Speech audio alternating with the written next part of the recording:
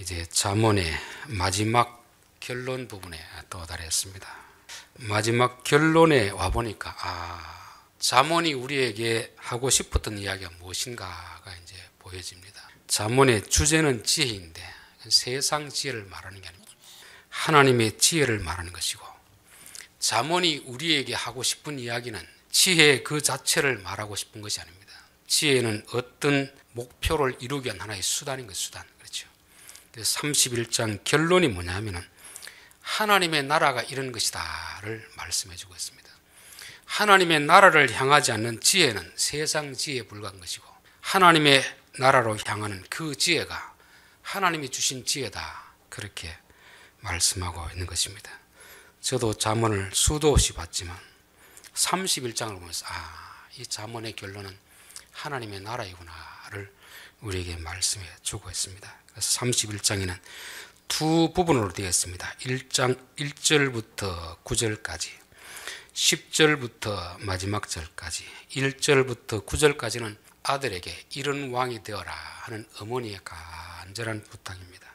그리고 10절부터 마지막 절까지는 이런 신부가 가장 가치가 있는 신부다 하는 것을 말씀하고 있습니다. 우리 가정이 행복하려고 하면은 좋은 남편이 있어야 되고 좋은 아내가 있어야 됩니다. 어느 하나만 있으면 안 되잖아요. 먼저 좋은 남편이 필요하고 좋은 아내가 필요합니다. 나라가 잘 되려고 하면은 좋은 지도자들이 있어야 되고 또 좋은 백성들이 있어야 됩니다. 어느 한쪽만 좋아서는 안 된다는 것을 말씀해 주고 있습니다. 그래서 1절부터 9절까지는 이런 왕이 되어라 하는데, 사실 이런 왕은 현실적으로는 없습니다. 이 왕은 누구를 지칭하겠습니까? 예수님을 지칭해요. 예수님. 그렇죠. 예수님만이 이런 온전한 왕이 되시는 것이고, 세상에 있는 왕은 그런 방향으로 나가려고 하지만 타락한 인간의 본성으로서는 그렇게 되지를 않습니다. 완벽한 예수님처럼 될 수 없지만 적어도 예수 믿는 사람은 가정에서 이런 남편이 되어야 되고, 이런 아버지가 되어야 되고, 직장에서 이런 상사가 되어야 됩니다. 1절부터 9절까지 있는 것이 바로 하나님의 의와 공평을 나타내는 그런 지도자, 그런 지도자가 있는 공동체가 하나님 나라가 되는 것입니다. 자, 10절부터는 이제 신부에 대해서 말씀하는 거죠. 이제 10절부터 쭉 읽어보면은 이런 여자가 있을 수 있을까 싶을 정도로 완벽한 이상적인 그런 여자를 설명하고 있습니다. 그러니까 현실에서는 존재하지 않는 하나님이 바라시는 신부의 상이 여기 있습니다. 저 또래 되는 사람들은 아마 변진섭이라고 하는 가수가 부른 희망사항이라는 노래를 알 것입니다. 청바지가 잘 어울리는 여자, 밥을 많이 먹어도 배 안 나오는 여자, 내 얘기가 재미없어도 웃어주는 여자, 내가 돈이 없을 때에도 마음 편하게 만날 수 있는 여자, 멋내지 않아도 멋이 나는 여자, 껌을 씹어도 소리가 안 나는 여자, 뚱뚱해도 다리가 예뻐서 짧은 치마가 어울리는 여자, 나는 이런 여자가 좋더라. 다 아시죠? 이 노래. 그렇죠? 그때 이제 여성들이 막 변진섭 씨를 향해서 막 비난을 했습니다. 그런 여자가 세상에 도대체 어디 있냐. 그런데 이거는 이분이 작곡한 게 아니고 이화여대 음대 작곡가 재학 중인 노영심이라는 여자분이 작곡했습니다. 그러니까 그 가수에게 비난할 일이 아니잖아요. 여자가 자기가 이렇게 되고 싶어서 유행가 가사를 적은 것입니다. 저는 오늘 이 말씀도 현실에 있는 신부가 아니고 그리스도가 원하는 신부가 어떤 여자인가를 우리에게 보여주는 것입니다. 그러나 변진섭 씨가 부르는 그 희망사항은 그야말로 희망사항이지만 오늘 이 말씀은 그리스도께서 우리를 이렇게 만들어 가시는 것입니다. 그렇기 때문에 오늘 이 본문을 보면서 자꾸 옆에 있는 아내를 바라보면서 왜 내 아내는 이렇지 않을까 비교할 필요가 없습니다. 또 여자분들은 왜 나는 이렇지 못할까 너무 자책하고 실망할 필요도 없어요. 이 말씀은 단순히 여성분에게만 하는 것이 아니고 그리스도의 신부된 자들에게 하시는 말씀이기 때문에 남자들에게도 주시는 말씀이고 여성들에게도 주시는 동일한 말씀입니다. 그리고 지금 우리에게 이렇게 원하지만 타락한 인간의 마음으로서는 이렇게 될 수가 없다는 것도 우리가 알아야 됩니다. 이 이상적인 신부상은 하나님이 우리를 그렇게 만들어 가겠다는 것입니다. 빌립보서 1장 6절에 보면 너희 안에서 착한 일을 시작하시니가 그리스도 예수의 날에 이루실 줄을 확신하노라. 이미 예수님이 우리 안에 들어와서 이 일을 시작하는 것입니다. 우리 안에 모난 부분들 자꾸 깎아나가잖아요. 그 못된 성질도 다 깎아나가는 겁니다. 그러니까 우리 앞에 고난이 닥친 이유가 뭐겠습니까? 우리로 하여금 온전한 신부, 그리스도가 원하는 신부로 만들어가기 위해서 깎아내는 것입니다. 여러분, 조각은 덧붙여서 조각을 하는 게 아니고 하나의 통으로 있는 돌이라든지 나무에서 필요한 부분을 다 깎아내가지고 원하는 모양을 만들잖아요. 저는 그리스도의 신부가 마치 그와 같다는 생각이 듭니다. 하나님이 우리에게서 뭔가 더해서 신부로 만드는 건 아니고 우리 안에서 모난 부분들, 깎여 나가야 될 부분들, 그 부분들을 고난을 통해서 깎아 나가시고 결국에는 이런 신부로 만들어 가시는 거죠. 문제는 이제 때가 문제입니다. 어느 때에 이루어지느냐. 살아있을 때는 100%는 안 될 것이고 어느 정도 근접하게 되지만, 그러나 하나님의 의지는 변함이 없습니다. 한번 시작하면 끝까지 그렇게 만들어 가시는 것입니다. 그래서 지혜로운 사람은 어떻게 하는 사람이 가장 좋겠습니까? 신랑이 이끌어갈 때 빨리 따라가는 것입니다. 그러면 빨리 깎여져 나가고 고생을 덜 하는 것이고, 계속 고집을 피우면 피울수록 자기만 고생하는 것입니다. 그래서 지혜로운 자들은 하나님이 우리의 어떤 모난 부분을 깎아내려고 할 때 주여 저를 그리스도의 신부로 만들어 주십시오, 그렇게 하는 것입니다. 여러분, 병원에 가서 주사를 주고 의사가 수술하려고 하는데 자꾸 피해 다니면 어떻게 되겠습니까? 의사도 어떻게 할 수 없잖아요. 순순히 의사에게 맡기면 의사가 알아가지고 우리 안에 병든 부분들 제거하고 또 치료해 주는 것과 마찬가지로 우리가 주님의 말씀에 순종하면 주께서 원하시는 그런 신부로 만들어 가신다, 저는 그렇게 믿습니다. 자, 누가 현숙한 여인을 찾았겠느냐? 그의 값은 진주보다 더하니라. 지금 10절부터 나오는 내용은 어머니가 자식에게 하는 말입니다. 이런 신부가 진주보다 더 귀하니까 이런 신부를 얻으라, 그렇게 말씀하고 있습니다. 즉 어머니가 보는 여자하고 아들이 보는 여자는 같겠습니까? 다르겠습니까? 다르겠죠. 아들이 보는 자기 배우자감과 같은 여성이면서 인생을 살아온 어머니가 보는 배우자감은 다르다는 것입니다. 회사에서 흔히 하는 이야기가 있습니다. 30대는 집들이를 가면 예쁜 부인을 얻은 그 직원을 야, 장가 잘 갔다, 그렇게 말합니다. 40대는 직원 집에 갔을 때 요리 잘하는 부인을 둔 그 남자를 장가 잘 갔다 합니다. 50대가 된 과장, 부장 된 사람들은 착한 부인을 둔 그 직원을 장가 잘 갔다는 것입니다. 그러니까 여성을 보는 기준이 이 젊을 때하고 인생을 살아보고 나서는 다르다는 거잖아요. 그러니까 내가 좋아서 선택하는 여자가 좋은 여자가 아니고 어머니가 선택해주는 그 여자가 어쩌면 더 좋을 수도 있겠다는 것입니다. 우리 성도도 마찬가지입니다. 사람들이 좋아하는 성도가 아니고 하나님이 보시기에 좋은 성도, 그런 성도가 되어야 될 줄 믿습니다. 저는 이제 결혼을 할 때다 보면은 외전에는 당사자 의지와 상관없이 부모님이 알아서 그냥 다 짝을 맞춰서 그렇게 부모님의 일방적인 통보를 받고 그렇게 결혼을 했습니다. 요즘은 어떠냐 하면은 부모님께 상의하지 않고 둘이서 좋으면 하는 것입니다. 부모가 반대하더라도 계속 강행해서 그렇게 하는 경우가 있습니다. 부모가 일방적으로 하는 것도 그렇게 바람직하지는 않은 것 같아요. 또 둘이서 좋아하는 것도 그렇게 바람직하지는 않은 것 같습니다. 가장 이상적인 게 뭐겠습니까? 부모가 어느 정도 정해주면 그 다음에 둘이서 만나가지고 맞는지 안 맞는지, 그래서 한 중매 반 연애 반이 제일 좋은 것 같다, 그런 생각이 듭니다. 하나님이 아브라함을 통하여서 이삭의 아내를 정할 때 기준을 뭘로 세웠습니까? 얼굴 예쁜 여자를 데려와야 된다, 키가 커야 된다, 공부 많이 한 여자를 데려와야 된다, 그런 기준을 세웠습니까? 내 고향 친척 집에 가서 신부감을 데려오라 했습니다. 즉 적어도 자기 고향에 있는 믿음의 사람들, 믿음의 가정에서 태어난 그런 여자를 선택하라는 거예요. 다른 기준은 하나도 두지 않았습니다. 그리고 오려고 하지 않거든 데려오지 마라.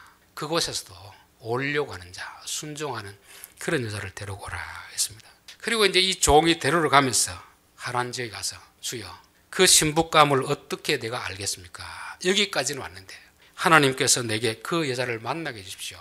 그럴 때 종은 이렇게 기도합니다. 하나님, 우물가에서 여인이 물을 길러 왔을 때 내게 물 좀 주시오 했을 때 나에게도 물을 줄 뿐만 아니라 낙타에게도 물을 주는 그 여자라면 하나님께서 예비하신 신부라 그렇게 믿고 데리고 가겠습니다. 그런 이야기였죠. 즉 종은 뭘 본 겁니까? 여자의 외모를 본 것이 아니고 마음씨를 본 것입니다. 여러분 낙타가 물을 먹으면 500cc를 먹겠습니까? 2리터짜리를 먹겠습니까? 바가지로는 양이 차지 않을 거고 적어도 큰 물통에 물을 먹을 거 아닙니까? 그렇죠. 그냥 500cc라든지 요 병은 누구나 줄 수 있지만 그 많은 양을 요구도 안 하는데 낙타를 보고 줄 수 있다는 그 여자의 마음이라면 그 정도면 충분히 하나님 보시기에 오케이 합격을 받을 수 있는 그런 것을 말씀하고 있습니다. 그리스도의 신부도 마찬가지겠죠. 아들이 보는 좋은 기준이 아니고 어머니가 보는 좋은 기준이 있습니다. 그 내용들을 쭉 기록하고 있는데 누가 현숙한 여인을 찾았겠느냐. 이 현숙한 여인이라는 말은 능력이 있다, 힘이 있다 이런 말입니다. 그런데 능력이라는 단어도 남자에게 쓰일 때는 외적인 힘을 말합니다. 여자에게 쓰일 때는 내적인 힘을 말하는 거죠. 여자의 능력과 남자의 능력은 다르다는 것을 말씀하고 있습니다. 베드로전서 3장 4절 오직 마음에 숨은 사람을 온유하고 안정한 심령에 썩지 아니할 것으로 하라. 이는 하나님 앞에 값진 것이니라. 여자의 강함은 온유함이 있습니다. 안정된 심령에는 흔들리지 않는 그 마음이 있습니다. 남자는 얼마나 변덕이 심합니까? 일 시키보면 조금 하다가 또 어려우면 또 팽개치고 못하잖아요. 저는 왜 하나님께서 남자에게 아이를 낳지 않게 하고 여자에게 낳게 했을까를 한번 생각해 봤습니다. 남자에게 만약 아이를 맡기면 어떻게 되겠습니까? 제대로 키울 수 있을까요? 성질 나가지고 밖에 내던질까요? 애들 조금 보는 거는 잘합니다. 그런데 이게 하루 종일 몇 날 며칠 똥기저귀 갈고 우는데 젖주고 하려고 하면은 남자 성격으로는 안 맞습니다. 여자 성격에 가장 적합한 것이죠.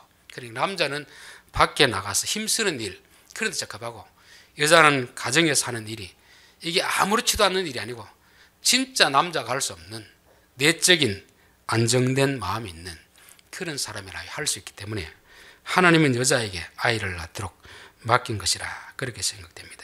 누가 현숙한 여인을 찾겠느냐 이 말은 이런 여자를 찾기가 쉽다는 겁니까? 어렵다는 겁니까?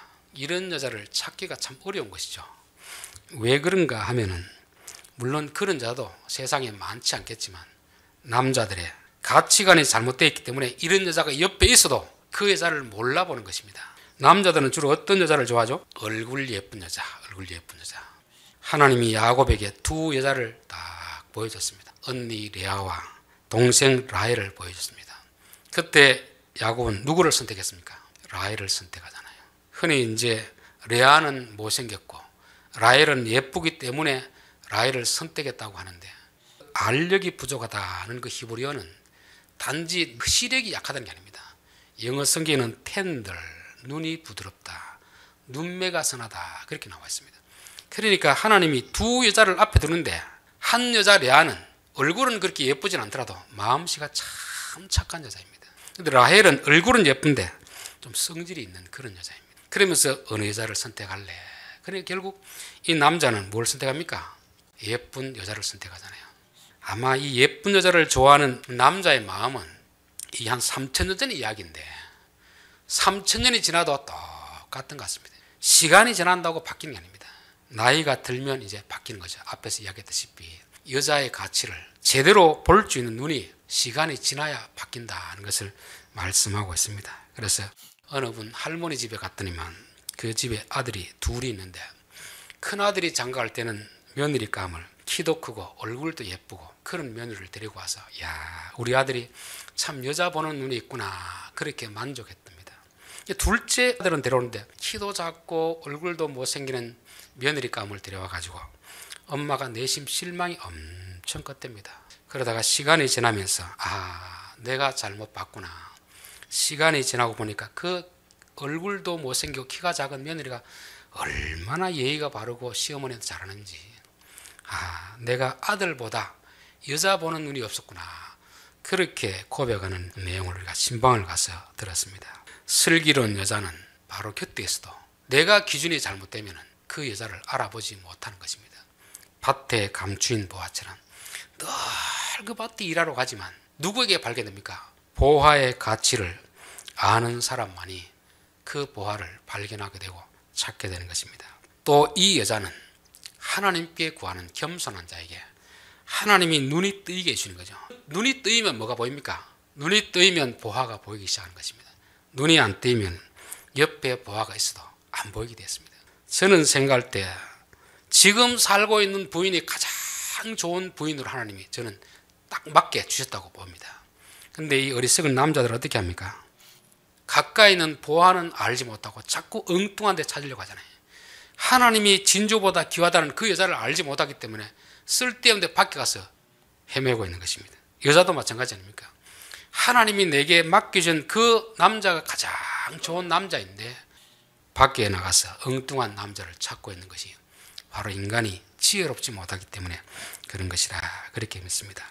자, 그러면서 이런 여자가 어떤 여자인가를 성경은 말씀해 주고 있습니다.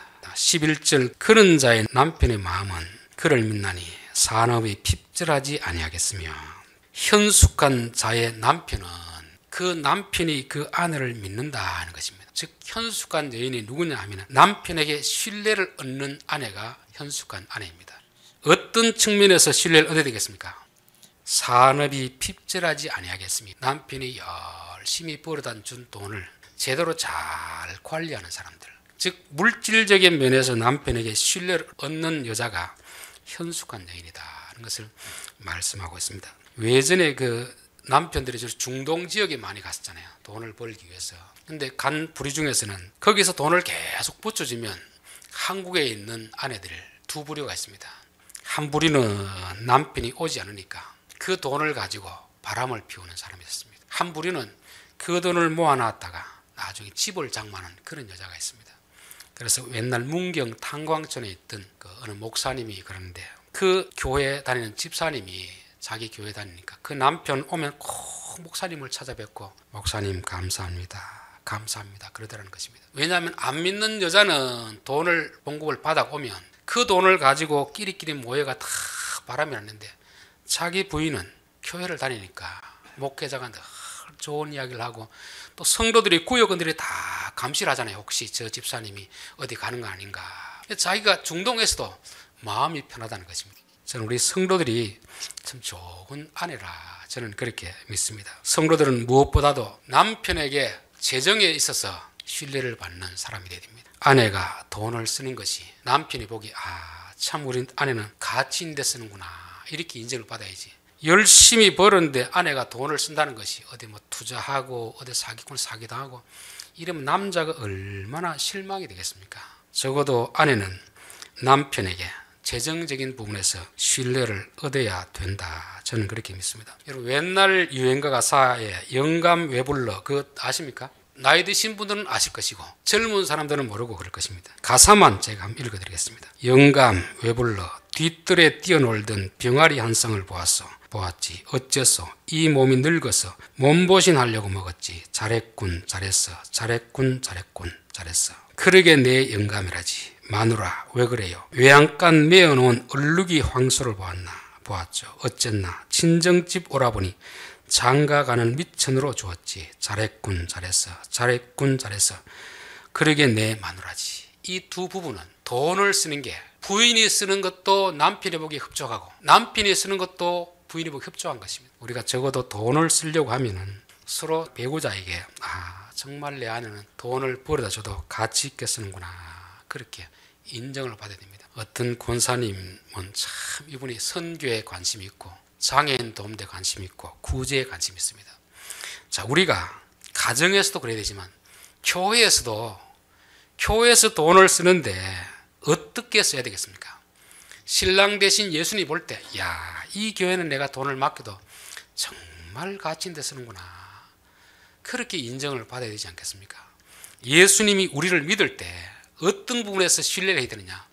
적어도 저는 교회가 돈을 쓸 때 신랑이 보실 때 정말 이 교회는 내가 많은 돈을 맡겨도 될 것이 아닌가 그런 인정을 받아야 될 줄 믿습니다. 교회가 뭐 다른 것 어떤 거 하는 게 아니고 복음을 위해서 또 사람들에게 돕고 구제하고 이런 일 할 때 신랑 되신 예수님께서 참 기뻐한다, 그렇게 믿습니다. 지난주에 우리 교회가 은퇴하신 목사님들을 초청해서 정말 여성도들이 최선을 다해서 음식을 준비했고 또 갈 때 예비를 드렸습니다. 가신 분들이 감사하다는 그 문자를 보내왔습니다.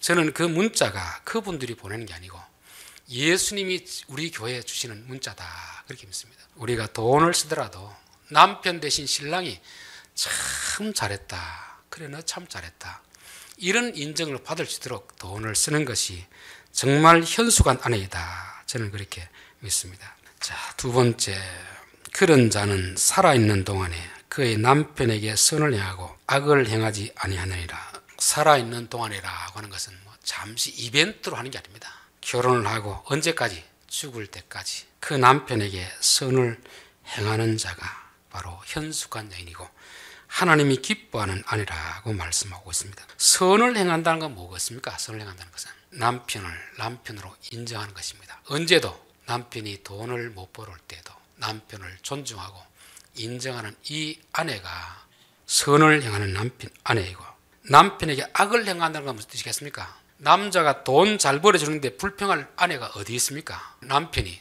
사업을 하다 실패하고 이랬을 때 진짜 그 아내가 좋은 아내인가 나쁜 아내인가 알 수가 있습니다. 오늘날 이혼하는 경우가 참 많이 나타나잖아요. 그 중에 여러 가지 이유가 있겠지만 성격적인 차이도 있겠지만 경제적인 문제가 큰 비중을 차지할 것이 아닌가. 이 남편을 만났을 때는 이 남편이 내가 원하는 만큼의 물질을 대줄 줄 알고 그렇게 결혼했는데 막상 가보니까 그렇지 않을 때 남편이 또 실직을 하고 또 사업에 부도가 났을 때 외전 같으면 견뎠습니다. 근데 지금은 견디지 않고 그냥 이혼해버린 경우가 많이 있잖아요. 이것을 오늘 우리들에게 적용한다면 예수님이 우리를 푸른 초장 쉴 만한 물가로 인도할 때 누가 예수님 앞에 나쁜 소리를 하겠습니까? 문제는 그분이 사망의 음침한 골짜기로 데리고 갈 때 그때에도 여전히 주님을 찬송하면서 주를 인정하는 그런 신부가 있고 그럴 때 광야의 이스라엘 백성처럼 원망하고 불평하고 왜 나를 애굽에서 데리고 나왔느냐 이런 사람이 신랑에게 악을 행하는 그런 신부입니다. 저는 우리 성도들이 형통할 때는 기뻐하고 공고할 때는 가만히 우리 자신을 한번 돌아보라 하는 것입니다. 하나님이 이유 없이 우리의 고난을 주는 게 아니잖아요. 고난을 왜 주겠습니까? 우리의 모난 성격 깎아내려고 그리스도의 신부로 만들기 위해서 그런 고난을 주는 것입니다. 그래서 요한계시록 14장에 보면 하나님의 어린 양은 신랑이 어디로 인도하든지 따라가는 자라 그렇게 했습니다. 예수님이 우리를 푸른 초장으로 데리고 갈 때만 감사하고 찬양하는 것이 아니고 우리를 사망의 음침한 골짜기로 데리고 갈 때에도 여전히 그분을 믿고 신뢰하는 것입니다. 여러분, 믿음이라는 단어가 에무나라는 히브리어인데 그것은 끝까지 붙들고 있다는 것입니다. 중간에 놓치지 않고 끝까지 그분을 붙들고 가는 것이 믿음입니다. 그래서 구원의 시작과 완성은 믿음으로 이르게 하나니 예수님은 만날 때에도 믿음으로 만나는 것이고 끝까지 붙들고 재림 예수를 만나는 것도 믿음으로 하는 것입니다. 그 믿음은 뭐겠습니까? 잘 될 때만 믿는 게 아니고 어렵고 힘들고 실패하고 병들었을 때도 여전히 그 신랑을 신뢰하고 그분을 붙들고 가는 것이 바로 현숙한 여자이고 오늘 하나님이 우리에게 원하시는 그리스도의 신부가 되는 것입니다. 13절 그는 암탉과 삼을 구하여 부지런히 손을 일하며 15절 밤이 새기 전에 일어나서 자기 집안 사람들에게 음식을 나누어 주며 여종들에게 일을 정하여 맡기며 그리스도의 신부의 특징은 부지런하다는 것입니다. 이른 아침 밤늦지 않까지 가정을 위해서 열심히 자기를 희생하는 신부가 바로 그리스도의 신부입니다. 오늘 현대인들은 어렵고 힘든 건 안 하려고 하잖아요. 왜 오늘날 교인들이 대형 교회에 모이는지 아십니까? 솔직하게 말하면 교회와 신앙생활하고 봉사하기는 싫기 때문인 것입니다. 그러다 보니까 작은 교회, 개척교회는 교인들이 오지를 않습니다. 그리스도의 신부는 내게 맡기진 일을 하면 힘들더라도 기쁨으로 하는 것입니다. 부지런히 손을 펴서 이게 억지로 쉽게 사는 게 아니고 부지런히 이 일은 내가 해야 되겠구나 그런 마음을 가지고 봉사하고 헌신하는 분들이 그리스도의 신부입니다. 교회는 꼭 어느 교회 이런 분들이 있습니다. 참 귀한 분들 아닙니까? 남들은 다 편하고 쉽고 그런 일만 하려고 하고 교회에서 뭔가 얻기를 원하는데 그 반대편에 있는 사람이 있습니다. 내가 교회를 위해서 충성해야지, 헌신해야지. 누군가는 청소를 해야 깨끗한 환경이 되는 거지, 환경이 저절로 깨끗하게 되지 않잖아요. 그러면 그 일을 누가 할 것이냐? 바로 현숙한 여인이 하는 것입니다. 이거는 누가 시켜서 하는 게 아니고 현숙한 여인들이 그렇게 하는 것입니다. 충성하고 봉사하는 사람은 누가 시켜서 하는 게 아니고, 내가 그래도 교회에 와서 이 정도는 내가 해야 될 것이 아닌가, 그렇게 자발적으로 하는 그런 사람이 그리스도의 현숙한 신부가 되는 줄 믿습니다. 결론입니다. 오늘 31장 10절부터 나온 내용은 어쩌면 현실에서는 존재하지 않는 이상적인 그런 신부입니다. 이 신부는 육신적인 신부를 말하는 게 아니고 영적인 그리스도의 신부를 말하는 것입니다. 그러나 이상적인 신부이지만, 그러나 그 일을 시작하신 하나님이 우리 가운데서 그 일을 해 나가시겠다는 것입니다. 그래서 우리가 순종하다 보면 어느새 내 모난 부분이 많이 깎여지고 있구나, 내가 그리스도와 완벽한 모습은 아니지만 어느 정도 점점 구체화되어 가고 있구나 하는 것을 우리가 보게 되는 것입니다. 그래서 우리가 예수를 몇 년 믿었느냐, 이게 중요하지 않습니다. 처음 믿을 때보다 지금 내가 얼마나 많이 변하고 있는가, 얼마나 성숙하고 있는가, 그게 중요한 것입니다. 그리스도의 신부는 남자가 보는 기준이 아닙니다. 어머니가 보는 기준이죠. 하나님이 보는 기준이 진짜 그리스도의 신부인 것입니다. 외적인 외모나 세상 스펙이 아니고 그 사람의 믿음과 인격을 말씀하고 있습니다. 마치 리브가처럼 믿음 안에 있으면서도 가난한 자, 짐승마저도 불쌍히 이길 수 있고 그 힘든 일을 쉽게 사는 것이 아니고 자발적으로 하는 그런 신부가 바로 강한 여자이고 현숙한 여자가 되는 것입니다. 이런 여자는 찾기가 쉽지 않습니다. 왜? 세상에 존재하지 않기 때문에. 존재하더라도 남자들이 이런 여자를 가치를 모르거든. 남자들의 가치는 오로지 예쁘고 능력 있는 그런 여자만 좋아하는데, 진짜 현숙한 여자는 믿음의 눈을 떠야 그 여자가 바로 곁에 있다는 것을 알게 되는 것입니다. 남편에게 재정적인 면에서 신뢰를 얻는 여자, 그런 여자가 좋은 여자입니다. 적어도 아내가 돈을 쓸 때에는 남편이 알았을 때 여보 참 잘 썼습니다, 그런 데는 그렇지 않아도 나도 그렇게 하려고 했는데 여보 알아서 하니까 내가 참 감사가 됩니다. 저는 교회가 그리스도 앞에 하나님이 성도들을 통해서 교회에 주신 물질은 주님이 보시기에 너 참 잘 썼다, 그런 일에 참 잘했구나, 그런 인정을 받아야 됩니다. 그래서 저는 우리 교회가 참 은퇴하신 목사님을 대접하고 또 이렇게 터키 지진 나는데도 자발적으로 또 헌금을 하고 이런 좋은 일을 하는 것이 참 제 마음이 기쁘고 주님이 보실 때 얼마나 기뻐하실까. 여러분, 돈은 아껴야 되지만 아껴야 될 때는 아끼지만 써야 될 때는 써야 됩니다. 너무 아끼면 그게 돈이 우상이 됩니다. 하나님과 재물은 겸하여 섬길 수 없잖아요. 돈을 너무 낭비하는 것도 문제지만 너무 안 쓰고 콕콕 쥐고 있는 것도 문제입니다. 하나님이 감동을 주시면 제가 기꺼이 그 일에 쓰겠습니다. 이게 하나님을 주인으로 모시고 사는 삶이 아닙니까? 교회도 그렇고 개인 가정도 그렇습니다. 성경이 말하는 부자는 많이 쌓아둔 사람이 부자가 아니고 하나님이 감동을 주실 때마다 기꺼이 그 돈을 하나님 위해 쓰는 사람들, 그래서 재정적인 부분에서 하나님 앞에 인정받는 그런 사람이 현숙한 여자입니다. 그런 사람은 남편에게 악을 행하지 않습니다. 남편이 비록 실직했더라도 사업에 실패했더라도 여전히 남편을 존중하는 마음을 가지는 것이 선을 행하는 것이고, 남편이 실직하고 돈을 못 벌어주면 또 원망하고 불평하는 이런 것이 바로 남편에게 악을 행하는 것입니다. 우리가 예수님을 믿으면서도 예수님이 늘 우리를 좋은 길로만 인도하는 게 아니잖아요. 때로는 고난의 길로 참 어려운 길로 인도할 때도 있지 않습니까? 그럴 때에도 이 일을 왜 하나님이 이 일로 인도하는가, 나의 모난 부분을 깎아가지고 그리스도의 멋진 신부로 만들기 위해서 그렇게 한다는 것을 알고 늘 감사해야 됩니다. 그래서 저는 진짜 믿음 좋은 사람은 그 가정에 어려움이 닥쳤을 때 원망하지 않고 감사하는 부분이 진짜 믿음 있는 사람이고 그리스도가 원하는 신부라, 그렇게 믿습니다. 마지막으로 세 번째가 부지런한 사람이에요. 부지런한 사람. 남을 위해서 부지런한 사람들, 어렵고 힘든 일을 자원해서 하는 사람들. 내가 조금 수고하면 다른 사람에게 좀 편안함을 줄 수 있는데, 항상 어쩌면 우리의 삶이라는 것은 나를 위해 사는 게 아니고 남을 위해 사는 것입니다. 남의 기쁨을 위해 사는 이 삶이 바로 그리스도의 신부라고 성경은 말씀하고 있습니다. 기도하겠습니다.